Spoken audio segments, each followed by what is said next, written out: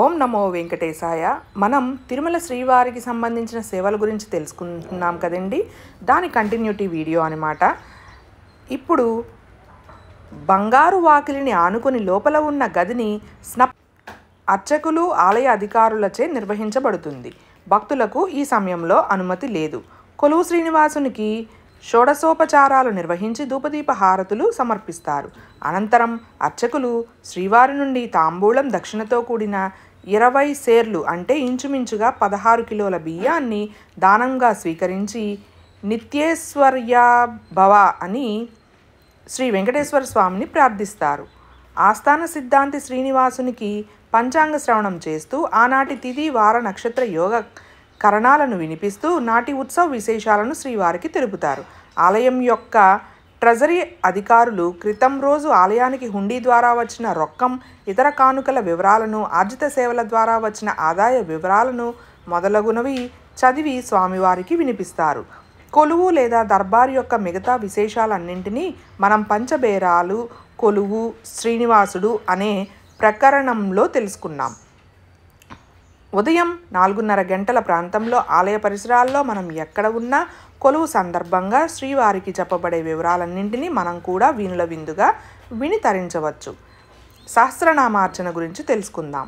స్వామివారికి ప్రతిరోజు 3 పూటల ఆనంద నిలయంలో ఈ అర్చన సేవ జరుగుతుంది. ఉదయం 4:45 నుండి 5:30 వరకు జరిగే మొదటి అర్చనలో సహస్రనామావళితోనూ, మధ్యాహ్నం మరియు సాయం సమయాల్లో అష్టోత్తర శతనామావళితోనూ స్వామిని అర్చిస్తారు. శ్రీవారి సహస్రనామాలలో ఒక్కో దానికి ఒక్కో విశేషం, ఒక్కో పరమార్థం ఉంది. ఈ నామాలు శ్రీ మహావిష్ణువు యొక్క అన్ని అవతార విశేషాలను స్ఫురణకు తెస్తాయి.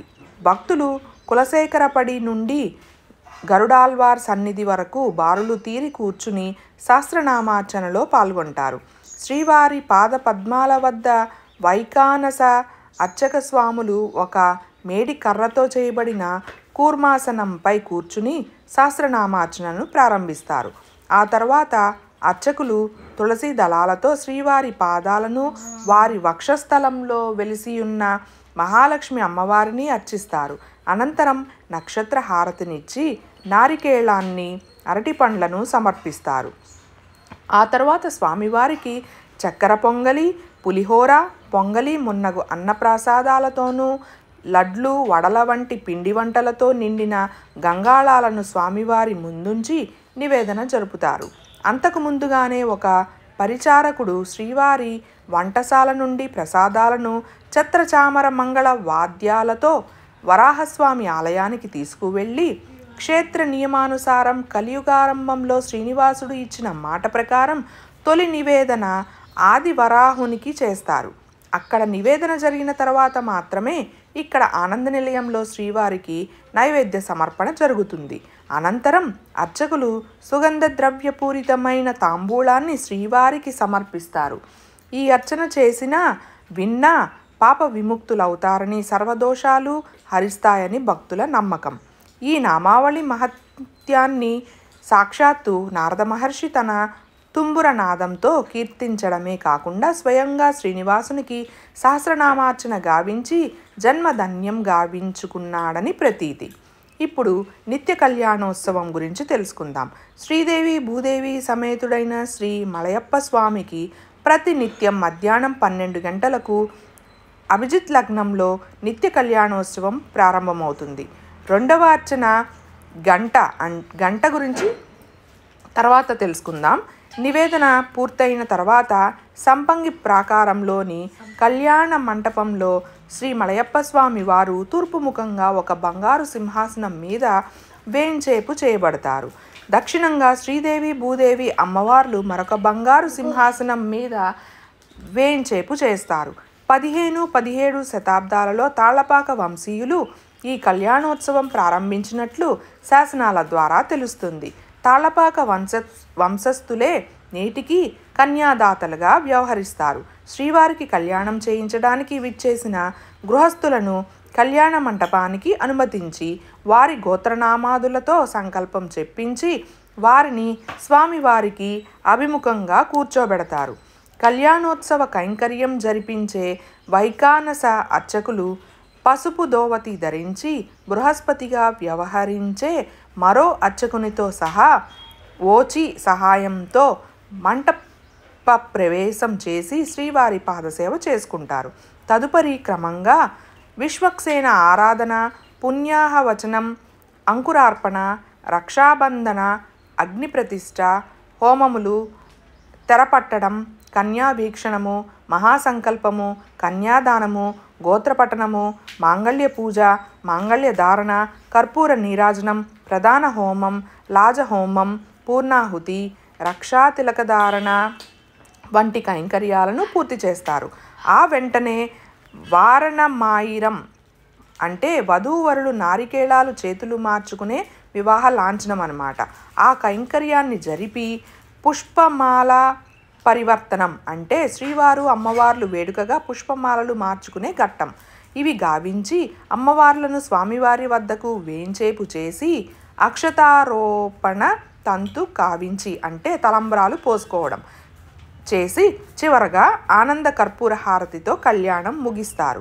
సర్వజనులు క్షేమస్థైర్య ధైర్యాదులతో ఉండాలని, స్త్రీలు ఈ జన్మలోనూ మరుజన్మలోనూ సువాసినులుగా ఉండాలనే మహాసంకల్పంతో శ్రీవారికి నిత్య కళ్యాణోత్సవం జరిపించడం పరిపాటి.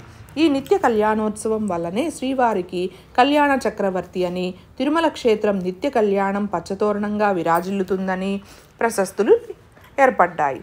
ప్రతిరోజు మధ్యాహ్నం 12 గంటల నుండి 1 గంట వరకు ఈ నిత్య కళ్యాణోత్సవం జరుగుతుంది. ఇప్పుడు మనం డోలోత్సవం గురించి తెలుసుకుందాం.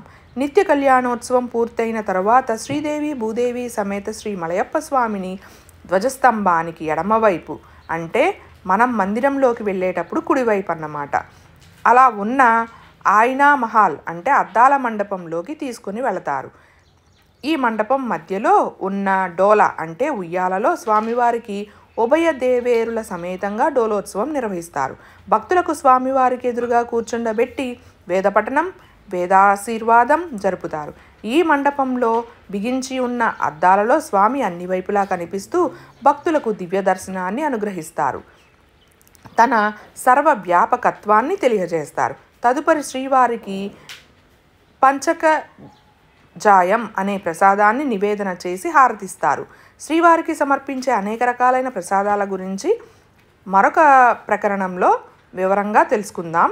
ప్రతిరోజు మధ్యాహ్నం 1 నుండి 2 గంటల మధ్య ఈ డోలోత్సవం జరుగుతుంది. ఇప్పుడు మనం ఆర్జిత బ్రహ్మోత్సవం గురించి తెలుసుకుందాం.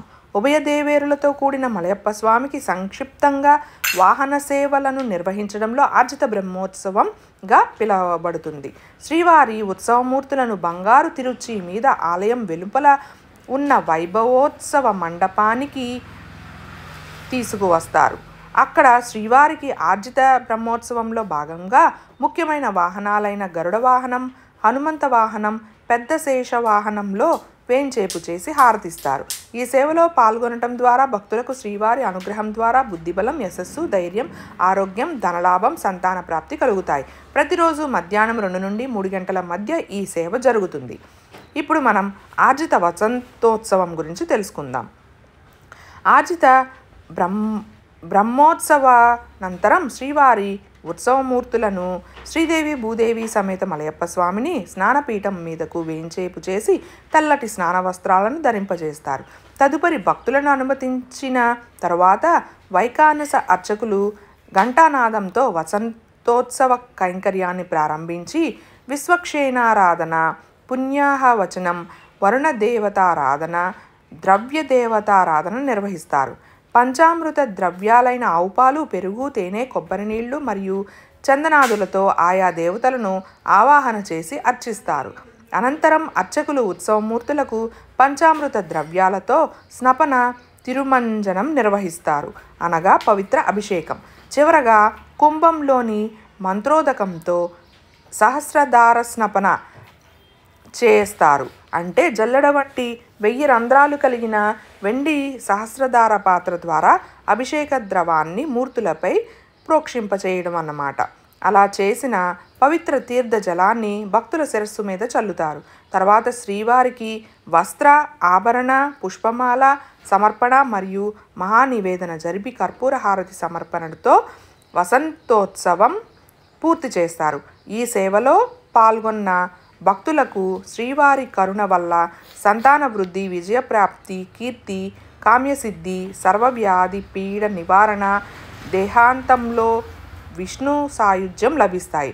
వసంతోత్సవం వైభవ మండపంలో సాయంకాలం 3 నుండి 4 గంటల మధ్యలో జరుగుతుంది. మిగిలిన సేవల గురించి నెక్స్ట్ వీడియోలో తెలుసుకుందాం. ఓం నమో వెంకటేశాయ.